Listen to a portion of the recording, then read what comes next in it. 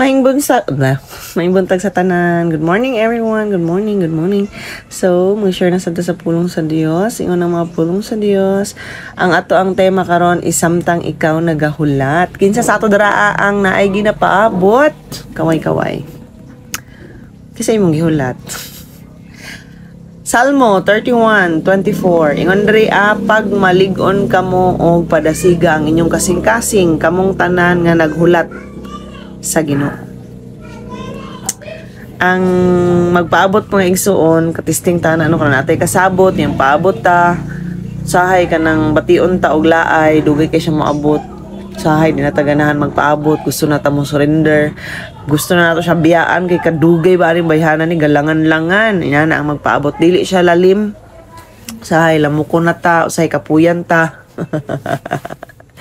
no usahay kasurrenderon na ginta dili gyud lalim ang magpaabot labi na kung ang inyong sabot ingon ani ra nga oras nya niabot siya late na kay siya pila ka mga minuto oras gyud ang pagkalit so ato lang na imagineon kung unsa ato ang dagway samtang nagpaabot ta sama niini nakalkag na kaing mga buhok na si paabot so kung magpaabot no kanang kinahanglan na gyud kay taas-taas nga patience or pasensya.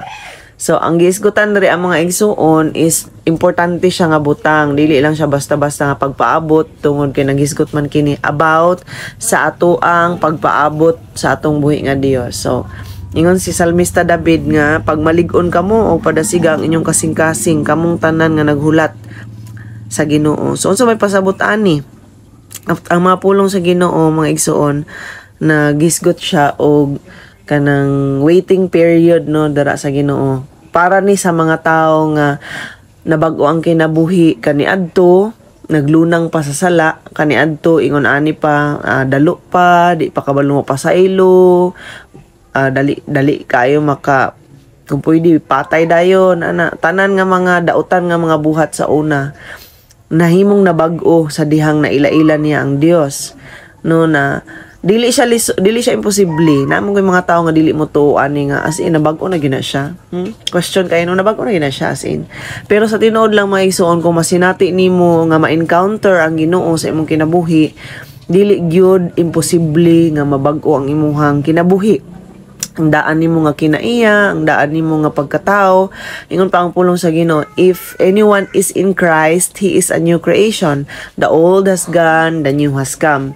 so dawato nato ng kamatuoran kay mao gina siya ang kamatuoran nga kana nga tao sa diha nga nakaila sa Dios kung palahubog siya sa una pag makailan na siya sa Ginoo mga lagad siya sa Ginoo nga tinuoray dili na gyud na siya ning anak no mabag-o gyud magkindi-kindi na lang na siya no so daghan ang mga makapamatuod ana makapahatag og testimony nga sa diha nga kanang naila-ila niya ang Ginoo na encounter niya ang Ginoo nasabtan niya kung unsa siya paghigugma sa Ginoo unsa kamayo ang Ginoo siyang kinabuhi gipakamatyan siya gipabag-o niya ang iyang kinabuhi di ba ginato kaya bag-ohon atong kaugalingon kung kita-kita lang pero gipabag-o niya ang iyang kinabuhi dira sa Ginoo so dili na siya imposible mga igsuon no sa ato alang imposible kay siya pero walay imposible sa Ginoo all things are possible in God. So, mo lagi na nga samtang nahimo natang nabag-o kay nangalagad ta sa Ginoo, nakaila ta sa Ginoo, napoy mga panahon sa atong kinabuhi nga kanang dili tungod no kay nagpaabot ta unya. Ang ato ra bang expectation nga mobalik ang Ginoo is agad-agad na ay mga tao kaniadto nga magreklamo na ay ingon dali ra kaayo. Ang bisan ang Bible nang ingon nga unsa na daw kuno nga pagpaabot nga dugay man daw gihapon pero susama nga ang ato ang pagpaabot man good is ang ano kung kita lang no agad-agad na wala na kay ang gusto sa Ginoo man good ang gipaabot sa Ginoo nga tanan jud makadungog makabati sa pulong ug matagaan og chance nga mabago ang kinabuhi pinaagi sa pagpamati sa pulong ba no kay ang ato ang 1 year 1 day ra na sa Ginoo no kanang grabe gyud ang patience sa Ginoo ba sa mga tao nga wala gyud siya bisan usa nga gusto nga malaglag gusto gyud niya nga tanan kitang tanan makabaton gyud og kanang kaluwasan praise God so mo na nga sa ato ang pagpaabot samtang nagpaabot ta natay daghang makaplagan no mga kalisdanan mga pagsulay mga sala along the way na mga tentasyon, na kahilayan sa kalibutan, dili ba kita exempted ani nga likayan ko ni sa problema kay Kristohano na ni or na ni Ginoo, ay nangalagad na ni, dili na ni appeal, dili ba jud inana ang reality. So samtang magpaabot ta daghan kaayo og mga kakulian, daghan kayo og mga panghitabo ba nga usay di nato kontrolado or testingan ang atong pagtuo, daghang inana nga mga case. So si Salmista David, usa siya ka madayigon nga alagad sa Ginoo, ingon pa nagkahubo-hubo siya sa mga pagdayeg sa Ginoo, wala siya pakialam no bisag hari siya. Giingon siya dira ang a man after God's own heart gyud, pero na ay dili exempted si David sa nakasala siya, no, nakasala siya kang Bathsheba. So siya ang na pagmalig-on ka mo, dasiga ang inyong kasing-kasing. So, ikaw igsuon, daghan ta og mga pagsulay, paglig-on lang, dasiga ang imong kasing-kasing.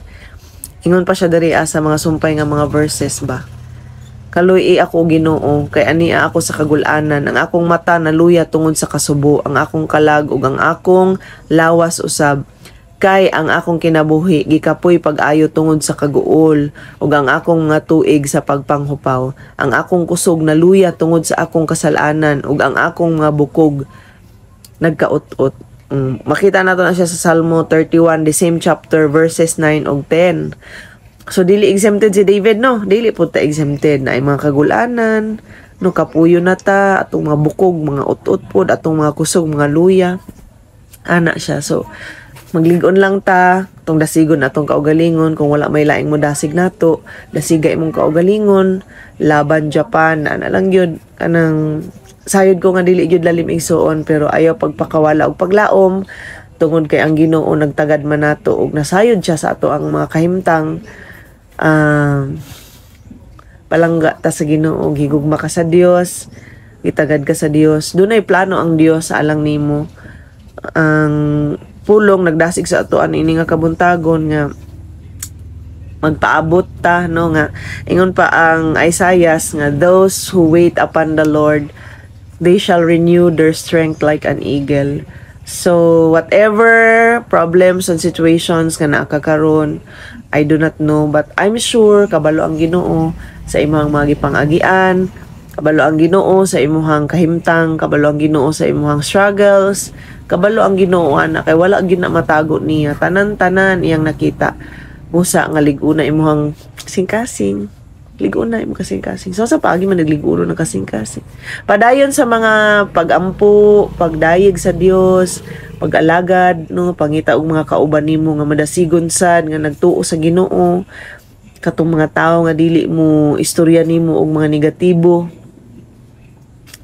Didto ka tapot og labaw sa tanan sa pagbasa gyud sa pulong sa Ginoo. Sa ingon ana nga paagi malig-on ta igsuon kay walay lain nga comfort nato ang Dios lang ug ang iyang mga pulong. God bless. Happy Friday everyone. Bye.